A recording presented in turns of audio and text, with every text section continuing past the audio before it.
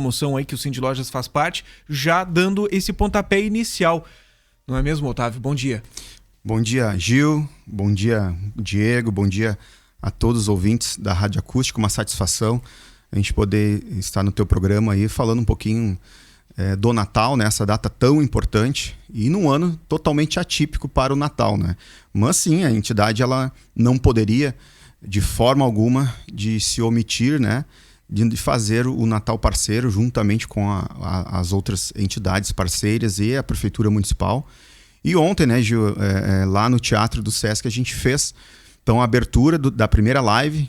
Serão 10 lives, né, dentro do Natal Parceiro, onde com a presença do prefeito Ivo fez a abertura, com a presença do gerente do Sesc, Daniel Sperbi, a gente fez, então deu esse pontapé inicial na primeira live do Natal Parceiro. Bom, uma iniciativa importante nessas lives aí que puderam ser acompanhadas as pessoas dentro dos seus lares. Esse ano, como você disse, um ano bem atípico, né, para todo mundo, né? A gente não pode ter aglomerações, mas dentro do seu lar você tem aquele entretenimento, né? Então a gente fica ainda dentro daquele espírito do Natal através dessas ações. O grande objetivo este ano, né? Até porque a gente está oscilando muito, acompanhando muito os protocolos estaduais, que a gente fica muito inseguro do que vai acontecer. Então o grande objetivo do Natal Parceiro esse ano foi justamente resgatar esse sentimento do Natal, né? A questão toda emocional, a questão toda espiritual, o que realmente representa esta data. Como nós ficamos aí há um período muito, muito longo restrito ao convívio social, a população em si, as famílias em si, elas já ficaram mais restritas entre elas, dentro do ambiente familiar, né? As famílias se aproximaram, né, tiveram mais contato internamente dentro das suas casas. E esse é o objetivo, né? A gente poder levar esse entretenimento através das lives. Ontem era uma live focada para as crianças, muitas crianças assistindo, mandando foto, marcando tanto o Sesc, quanto o Cindy Lojas, quanto a Prefeitura. E isso que é o bacana, esse é o grande objetivo. A gente geralmente vem com os natais parceiros com premiações, com incentivo comercial, e este ano é atípico, né? Esse ano não tem como fazer isso de uma forma ampla, né? Então o objetivo é sim a gente incentivar as empresas com promoções, com a vitrine premiada, né? Que a gente reativou o ano passado juntamente com a SIC e juntamente com a Acústica. E aí esse ano a gente retomou com 3 premiações, vai ter a vitrine premiada, primeiro, segundo e terceiro lugar. Não é uma escolha técnica, né? Então são os clientes, a população vai ali na rede social, vai curtir, vai marcar a vitrine que mais está gostando. E uma novidade do Natal Parceiro, que é a residência premiada também. A residência também enfeitada para o Natal. Também é um incentivo dentro do Natal Parceiro que as residências fiquem enfeitadas para reativar esse sentimento. Também com premiação, né? A residência mais enfeitada, mais decorada, né, pelos internautas, também terá primeiro, segundo e terceiro lugar. Então este é o grande foco deste ano do Natal Parceiro. Nós estávamos com uma programação muito grande, Gil, muito grande mesmo, juntamente com a Prefeitura. A Prefeitura iria fazer uma grande estrutura na Olavo Moraes, ali em 2 quadras, mas infelizmente acabou com o decorrer do tempo, e também as restrições, né, cada vez mais apertando, acabou, vamos optar então de reativar e fazer algo grandioso para o ano que vem, que com certeza estaremos em outra situação, né, Gil? Tomara. Bom, finalizou no último dia 30 aquela campanha da Black Week Costa Doce, né, que mobilizou o comércio do município de Camaquã. Como é que foi aí para os comerciantes que participaram dessa campanha? Foi um sucesso. O segundo ano, né, e quero parabenizar toda a equipe da Acústica, né, que o segundo ano, juntamente com o Cindy Lojas, a gente fez o Black Week. Foi quem participou, as lojas participantes, com certeza tiveram um resultado extremamente positivo. Eram descontos reais, que esse era a grande dúvida, né, Gil? A gente vê a brincadeira que se tem, a Black Week ou a Black Friday é a metade do dobro. Ainda tem aquele paradigma que a gente aumenta para dar o desconto, né? Não é o que se vê, não é o que se viu dentro do comércio de Camaquã e da região. A gente realmente teve descontos reais, a procura muito grande, e devido também a este momento que a gente não sabe do comércio, referente ao distanciamento controlado, muitos clientes optaram por antecipar as compras de natais, os presentes, até porque estavam com descontos, e já fizeram essas compras, né? Então, foi um sucesso. Tenho a convicção que, para o terceiro ano aí, cada vez mais vai aumentar as lojas que vão aderir ao Black. Bom, eu preciso aproveitar a tua presença hoje aqui para a gente falar a respeito desse momento em que vive o comércio gaúcho, no aspecto geral, mas trazendo para a nossa realidade aqui em Camaquã, onde a gente tem uma certa incerteza, né, sobre o distanciamento controlado que nós estamos vivendo, tendo em vista que no balanço preliminar que foi divulgado na sexta-feira passada, ele colocava todo o Rio Grande do Sul em bandeira vermelha. E a gente sabe o que isso traz para o comércio local, né? A gente estar enquadrado numa bandeira vermelha, as restrições que isso traz para o nosso comércio, embora a gente tenha uma modificação nos critérios adotados pelo governo do estado. O próprio governador Eduardo Leite acompanhava o pronunciamento dele na segunda-feira. Ele falava que não tinha como objetivo o lockdown do Rio Grande do Sul, que estava tentando achar outras maneiras para evitar um lockdown no nosso estado, ou seja, aquela bandeira preta que inibe todas as atividades. Mas para isso precisava da colaboração, e ele conclamou, né, que a população gaúcha tomasse parte nisso tudo para evitar que tenhamos uma situação ainda mais complicada nessas restrições. A gente percebeu que houve uma expectativa muito grande durante o final de semana sobre como ficaria essa semana no distanciamento controlado. Felizmente, o governo do estado entendeu que aquelas medidas que foram apresentadas naquele documento durante o final de semana faria com que a nossa região, que é a região de Guaíba e mais outra região do estado, pudessem continuar na bandeira laranja. Mas é um clima de indefinição, porque a gente não sabe como vai ser na semana que vem, nem na outra. E para isso, inclusive nessa semana, a gente teve a SIC divulgando um documento, uma carta aberta para a população camaquense para que se engajasse nessa campanha, para que tomasse as medidas necessárias para que a gente pudesse ter as atividades funcionando no município. Mas para isso, a gente precisa cada vez mais do apoio da comunidade, né, Otávio? Isso é fundamental, Gil. O Cindy Lojas está acompanhando, né, desde os primeiros momentos, lá 18 de março, foi a primeira reunião com a Prefeitura Municipal. E a questão toda é que não tinha e nunca se teve uma receita do bolo do que se faria, o que queria dar mais resultado. E aí, sim, se teve alguns protocolos que na nossa categoria foi vista como protocolos que não teriam aquele impacto todo do vírus, né? Que foi ter nos classificado como não essenciais, onde até há pouco tempo se tinha isso como o grande protocolo para o vírus não se espalhar, era os não essenciais fecharem, né? E ficar só os essenciais. Isso não funcionou. Mas eu acho que o grande objetivo nosso, principalmente falando do Cindy Lojas, é não procurar o culpado se deu ou não deu certo. Tá? Já se sabe que não deu. Até porque era necessário tomar uma iniciativa, e naquele momento se pensou que essa era a iniciativa. Essa era a iniciativa. O que nos deixa muito feliz, tá, foi esta reunião de segunda-feira, juntamente com as associações dos prefeitos, juntamente com a FAMURS, com o governo do estado. A gente ficou ali muito atento a isso. Na sexta e no sábado, a gente entrou em contato com muitas lideranças, muitos prefeitos da região, com o presidente da FAMURS, contatos com o governador, com todos que cercavam, e sempre na expectativa desta reunião. E nessa reunião, o governador entendeu, né, que não poderia mais ter essas restrições econômicas tão forte no setor econômico, e que precisava, sim, dentro das medidas que ele tomou, atacar a população, né? Atacar quem realmente está propagando o vírus, que é a população. Eu cansava de ouvir, e isto gerava e sempre gerou uma revolta na categoria do comércio, que era o seguinte: a gente ouvia: população precisa manter o distanciamento controlado. Se você não manter, vamos ter que fechar o comércio. Como assim? Isso a gente ouviu por 3, 4, 5, 6 meses. Que se a população errasse, né, a penalidade seria nas empresas. Né? Então, isto gerava um sentimento desconfortável na nossa categoria. Agora não. Né? Após esta reunião, onde ele colocou que mesmo na bandeira vermelha o comércio ficará de portas abertas.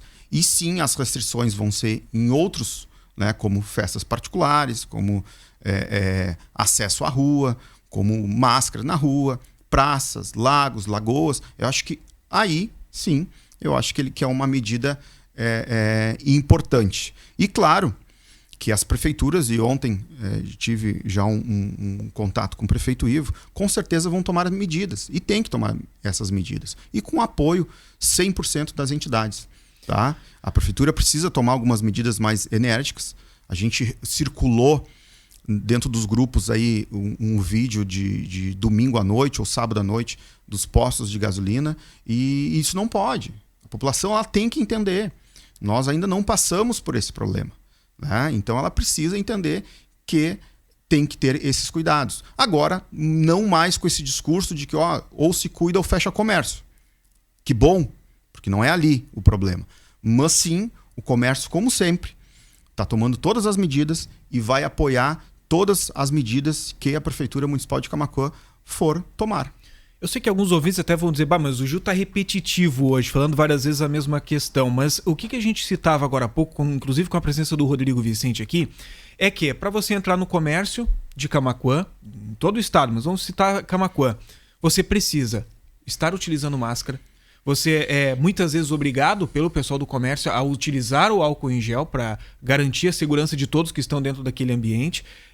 E várias outras iniciativas, como por exemplo a questão da limpeza, que é feita várias vezes ao dia pelos colaboradores e tudo mais. Vocês, do comércio, tomando todas essas iniciativas, como é que vocês enxergam essa falta de fiscalização ou daqui a pouco o afrouxamento da fiscalização que nós estamos vivendo neste momento, quando a gente tem aglomeração? E a gente não pode falar só sobre os postos de combustíveis, porque muitas vezes um posto com 3, 4 funcionários não vai conseguir inibir que mais de 100 pessoas estejam ali. Muitas delas, inclusive, levando o seu isoporzinho e nem consumindo nada daquele estabelecimento, né? Então, como vocês enxergam esse afrouxamento? Porque o que a gente percebe é a falta da fiscalização, porque se não estiverem no posto, vão estar no interior do município ou vão achar algum outro lugar para fazer aglomeração. Como vocês enxergam tudo isso, né? A gente vem do momento eleitoral também, onde a gente percebe um afrouxamento, inclusive nas aglomerações que nós tínhamos durante a campanha eleitoral. Na verdade, a campanha eleitoral a gente sabe que não era nem para ter acontecido, né? O TSE resolveu que ela acontecesse. Né, dentro dos protocolos todos, o que ocorreu de medidas estava dentro do protocolo de campanha, era permitido. Né? Então, infelizmente, não era nem para ter ocorrido. É claro que isso tem um impacto, mas a gente não pode justificar um erro no outro. Né? A gente não pode ir aumentando os erros. Sobre ser flexível, eu entendo que sim, a Prefeitura Municipal de Camaquã, ou qualquer prefeitura, não tem tantos braços de fiscalização para fazer isso. Ela necessita do apoio da Brigada Militar e de outros órgãos de segurança para isso. E eu acho que é aí, sim, dentro do discurso do governador, que as outras entidades de segurança pública vão ter que dar esse suporte. Né? Por exemplo, o posto de gasolina não vai conseguir manter esse distanciamento com aquela quantidade de pessoas. Mas também falta braço operacional dentro da fiscalização dos municípios, das prefeituras. Então vai ter que ter uma união. Vai ter que ter uma união de esforços, também uma união das entidades para fomentar campanhas de conscientização da população. Né? Repito, e aí eu fico repetitivo, não mais com essa teoria de que se a população não respeitar o distanciamento controlado, vamos ter que fechar o comércio. Isso tem que acabar. Isso não pode mais a gente bater nessa tecla. Não tem nada a ver uma coisa com a outra. O comércio ele precisa se manter aberto, precisa trabalhar. Mas sim, a população de alguma forma vai ter que entender. Né? Eu me recordo muito bem que se teve uma lei sobre punições para quem não usar máscaras e punições para o comércio que foi levado ao legislativo. Né? Eu me posicionei aqui, fui contra, pela parte da punição das empresas. Né? Porque tinha ali que as empresas estavam sendo punidas sobre um cliente que tiver lá sem máscara. Não, a empresa não tem que ser punida, já está sendo muito punida. Mas sim a população precisa. Nós estamos hoje aí, e teve esse momento flexível, vamos dizer assim, mas 70% da população já está sem máscara nas ruas. já estão com o hábito de colocar máscara quando entra dentro do comércio. Não pode. A população tem que entender isto. Entende que os casos estão aumentando, os leitos de UTI estão geralmente 90%, 100%, e a gente precisa agir, né? Agir para conscientizar. Então, sim, eu acho que tem que retomar uma fiscalização mais severa, mas sim nos pontos que realmente estão tendo aglomerações, né? E que já ficou claro a todo o estado que não é os não essenciais.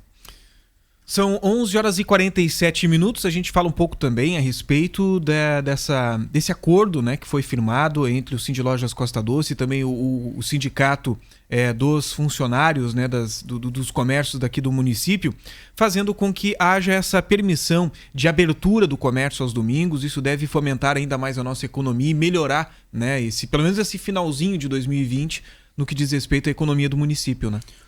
Eu acho que esse é o discurso que a gente traz desde o início, né, Gil? A gente precisa se unir nesse momento. Então, eu acho que com muita sensibilidade, o Sindilojas, juntamente com o Sindicato Laboral, né, com a presidente Sandra, eu acho que é importante ter essa sensibilidade de todos deste acordo. Então, a gente está passando por momentos difíceis e a gente precisa, dentro da possibilidade, dar continuidade naquilo que a gente já vinha fazendo em outros anos, que era, por exemplo, ter 2 domingos, né, dentro do dezembro.